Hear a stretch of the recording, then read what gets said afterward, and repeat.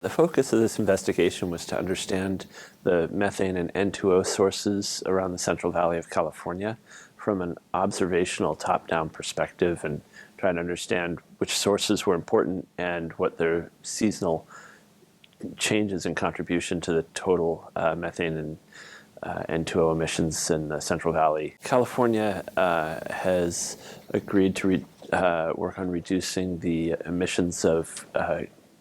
greenhouse gases to 1990 levels by 2020, and so they've developed an inventory of the emissions that I would call a bottom-up emission inventory, where they're looking at specific sources and activity factors and adding up the emissions. And what we were attempting to do is to provide a top-down check on whether that emission inventory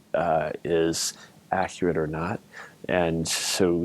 we used a whole series of volatile organic compounds as tracers to try and identify when the methane and N₂O in particular were coming from specific sources based on their chemical signatures. Our work with Alan Goldstein's group focused on estimating regional emissions of methane and nitrous oxide using measurements at the Walnut Grove Tower that were conducted over an annual cycle. To do that, we combine the greenhouse gas measurements with predictions of greenhouse gas measurements that are performed using a meteorological model and a prior estimate of the emissions across the landscape. So PMF is a statistical source apportionment model which uses the covariance of a number of tracers varying simultaneously over the course of the duration time series to apportion the covariances into a number of distinct source profiles. And we use that analysis in this case to apportion our enhancements into a number of greenhouse gas sources that are influencing and impacting the measurements that we are conducting at a downwind receptor site, and talk more about the greenhouse gas source distribution we see in that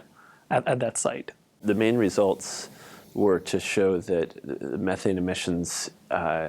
in the region around Walnut Grove were really dominated by the dairies at all times of year,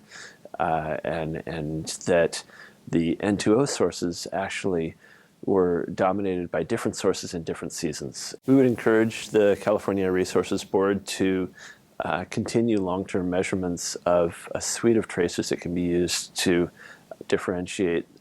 source contributions to methane N₂O, and also